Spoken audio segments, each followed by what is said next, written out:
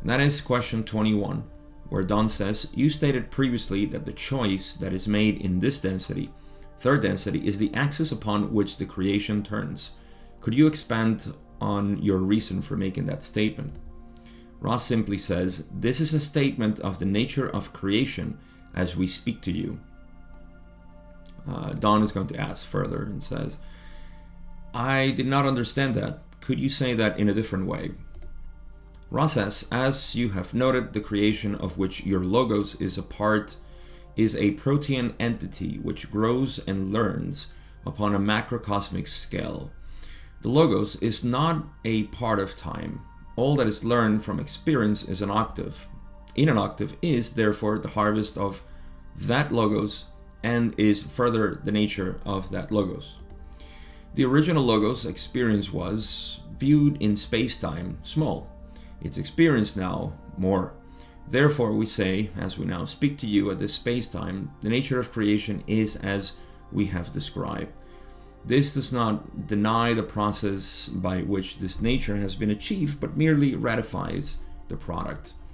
So this is pretty dense, I have to say. How do we untangle this? So let's go back to Don's question. We have to start there. Don said he wanted to know why the choice was the axis upon which the creation turns, right? Why is it so important? And Ra's answer is very deep, and yet it doesn't mention really the reason why the choice is that important. But we can surmise a couple of things, right? So let's do that. First, Ra's answer is the creation of which your logos is a part, so our sun, is a protean entity. Protean means changing, but morphing in the sense that is, I wouldn't call it evolving, especially because in our language evolution means better than, but you can call it evolution in the sense that if you take away the reason that, you know, we humans are the best and certain animals are less than others and so on, what you see evolution is simply a morphing, you know, a changing, a transformation, right? For no purpose at all. I mean, you cannot say that one thing is better than the other. There's just components, you know. The liver can be better than the heart, and the intestines less than the brain, or better now. You know, if you follow nutrition, you would feel that the intestines are now the brain, the real brain, right? So all of these things are part of one single entity, and it's changing. So in the same way, that's what protein means then. So it's an entity, it's a protein entity, changing, ever changing, which grows and learns upon a macrocosmic scale. And that's a big thing right there, because we in our human minds tend to believe that we are encapsulated. You know, our minds are capsules, and when we see the nature of reality, we see that no, actually, our minds are simply what we are. The conscious mind is only that that which is perceived, that which is coming out. See, so the conscious mind seems limited, and that's why we think we're encapsulated in there, you know, and our memories are all supposed to be in a database that only we are privy of, and so on. This is not true. You know, everything that we have is really the universe. What we think is the universe thoughts. We don't think our thoughts. That's why we can't find where did the thought comes from. You ever ask that question to yourself? Where do my thoughts come from? Where did my speech come from? You see, all of these things, when you really go down to it, you cannot say, you know, that it's coming from a specific place. You cannot point at it. I mean, you can say it's you, but that's it. So, all our thoughts, everything is coming out of the universe. So, why am I saying this? Because Ra says that this entity grows and learns upon a macrocosmic scale. This macrocosmic scale is, to me, obviously the universe, which is evolving, and everything that is happening. And you can see this as a sort of, I don't want to use the analogy of the iceberg, but do I have anything else? The ocean, maybe. So the surface of the ocean, which is us, little waves and ripples in the water. We think like, oh, I'm unique, but all of this is really the moving of the ocean. The ripples owe its existence to the movement of the ocean. So in the same way, the movement of the whole universe, the mind, let's equate here universe with mind, moving, right? It's an activity. The universe is an activity. So all its activity, it's influencing in different layers. You can call them densities if you want, all the way up to the top of the surface. The surface is us, humans. You can see that we are, what's the purpose of consciousness is to be aware of itself, right? So we are aware of that which is the universe. I am aware of the universe. I am aware of myself. That's it.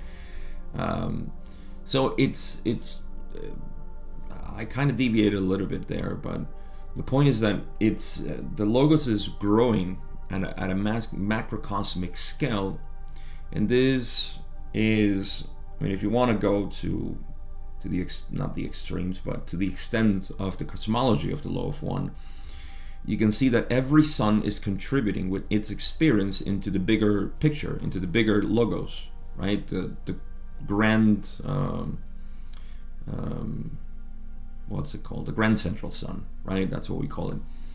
So that's the one that is ultimately changing completely. Now, the logos is not part of time, right? All that is learned from experience in an octave is therefore the harvest of that logos, and is further the nature of that logos.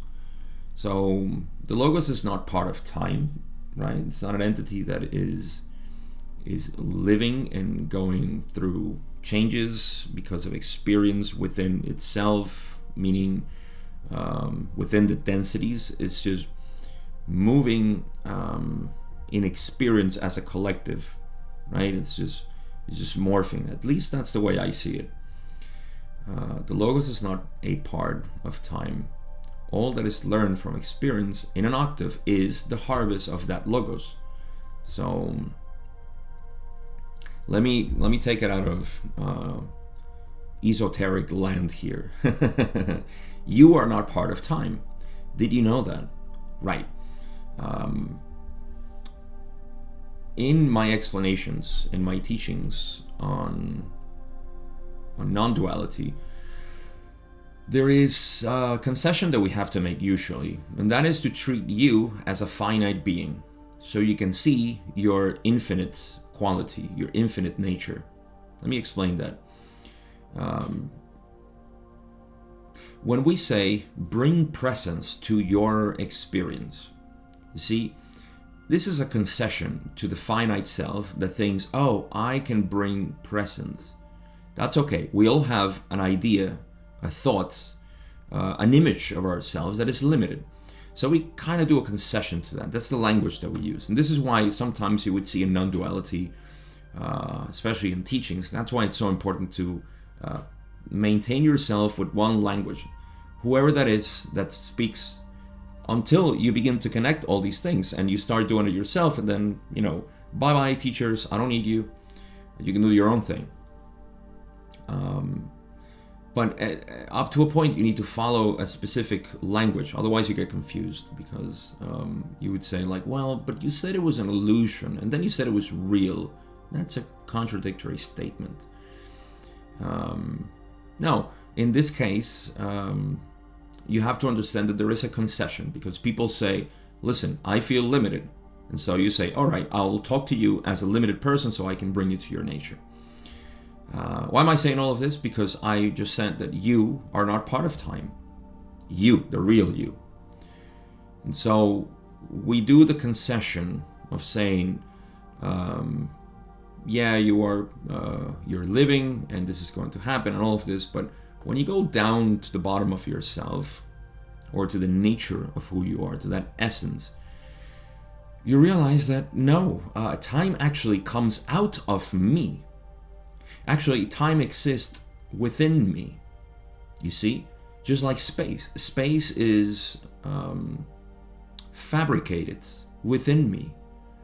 So I am the source of space and time. So I am not a part of time. Events are part of time. Experiences are part of time. Perceptions and so on. All those things are part of time. They're part of the blueprint for you to experience yourself. But you yourself are not part of time.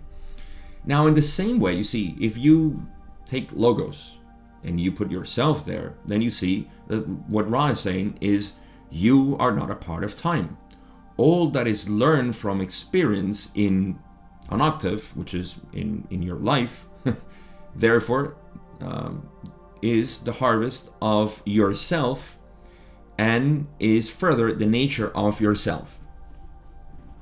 Now, why did I substitute logos for you? Because you are a logos too. So if I am right, or if Ra is right, then I should be able to substitute you as logos in the whole raw material. And you see, it makes sense. But again, we are confused with our image, with what we are projecting as ourselves, and that is limited. That is the concession that we do with people and what I was talking about. So Ra continues and says the original logos experience, the experience of the original logos was viewed in space-time small. That's why the choice comes here to play. Why? Because the original logos experience was without a veil, so no choice. Everything was plain in its view. Viewed in space-time small. Okay, so not enough. It's experienced now after the veil more. I love how Ra speaks. The original logos experience was view in space-time small. It's experienced now more. You gotta love him. Therefore, we say, as we now speak to you at this space-time, the nature of creation is as we have described. Right, so the nature of creation right now after the veil is, as they have described, is rich. This does not deny the process by which this nature has been achieved, but merely ratifies the product. I read here that this does not deny the process that went before creating the veil, but actually ratifies its product, the product of no veil, right? So we first experience a very dull life as no veil, and everything's known, everything's fine. Oh, look, you are the creator. I am you. I don't want to engage with you because I'm engaging with myself, so I would just rather be here. It is a very dull experience, I can imagine. But now we have this vivid, such a vivid imagination. The law of one makes you enjoy reality from a metaphysical point of view that is unparalleled to me.